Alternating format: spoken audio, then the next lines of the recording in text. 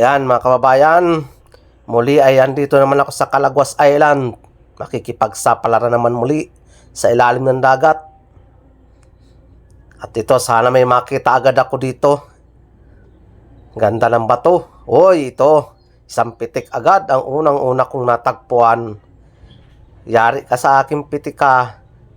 Huli ka. Ay, sala. Pangalawa. Ayan na, huli na. Mahal na ito ngayon mga kababayan, 1-1 na ang kilo. Sana may mga kasama pa itong pitik na ito dito. At sana marami akong makita lobster sa area na ito nung akin na pagkukunan dati. Ito, may isang lapu-lapu.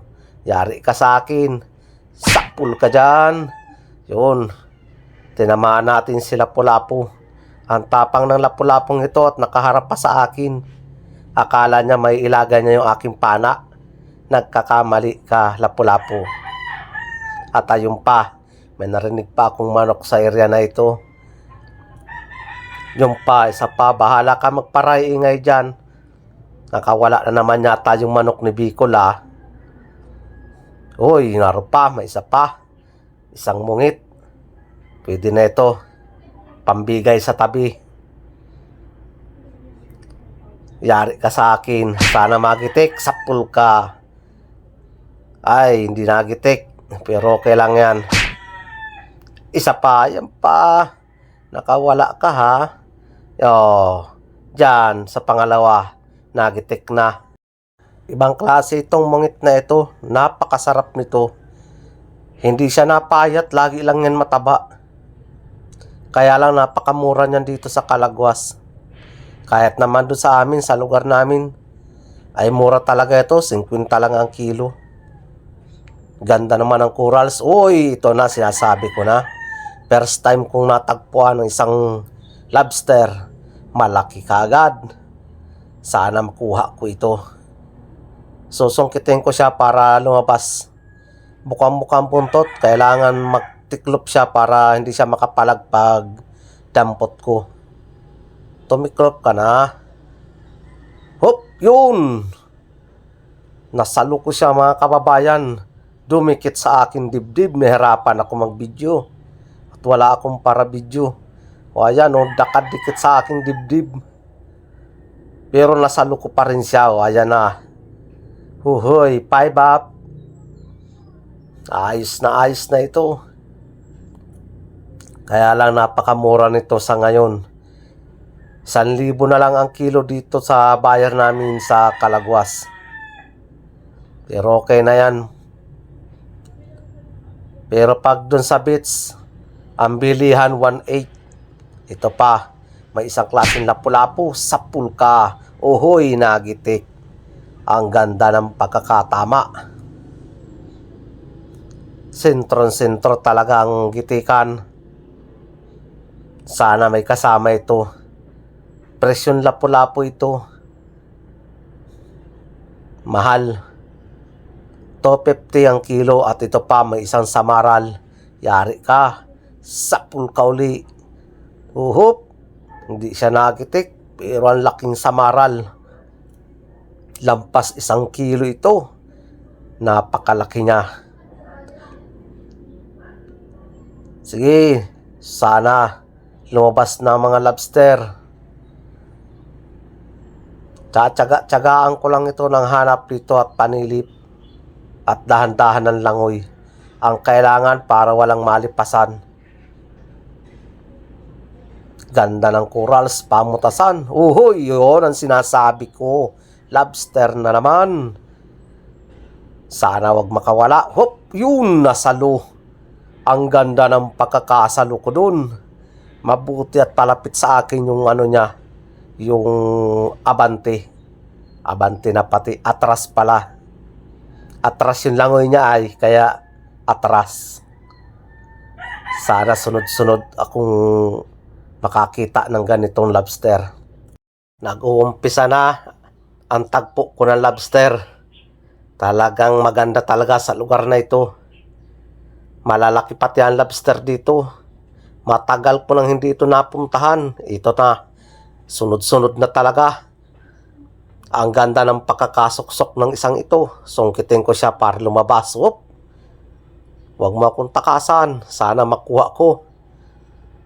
Yari ka sa akin. Yun, nasalok ko na naman.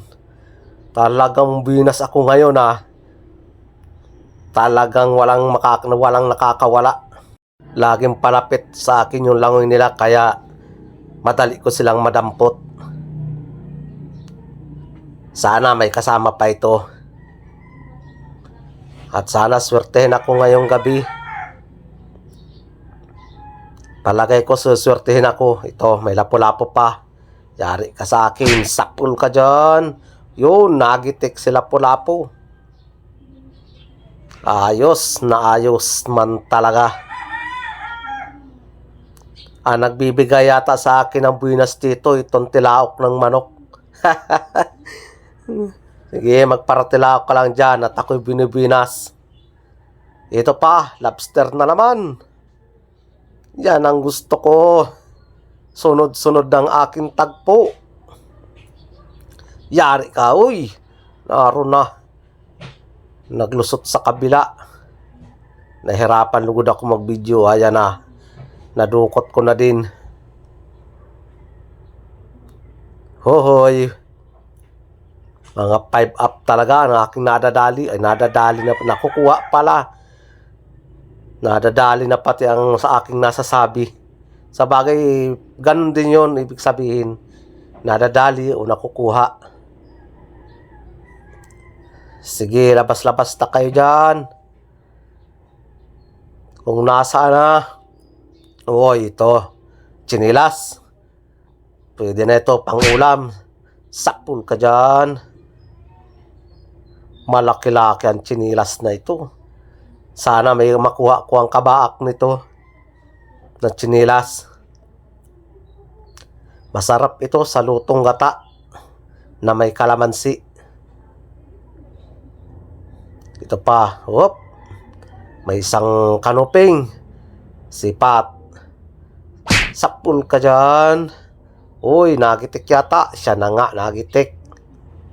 Ayos ang patama ko Napakaganda ng corals dito sa lugar na ito.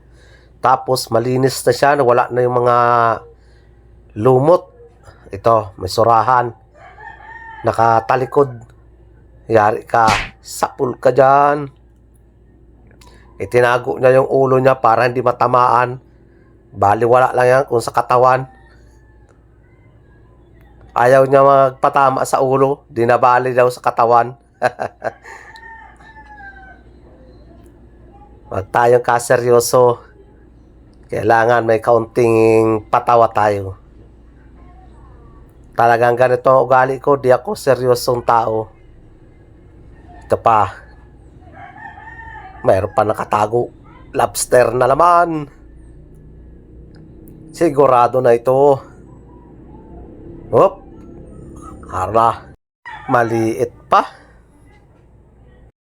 Maliit nga. Hayaan ko na yan.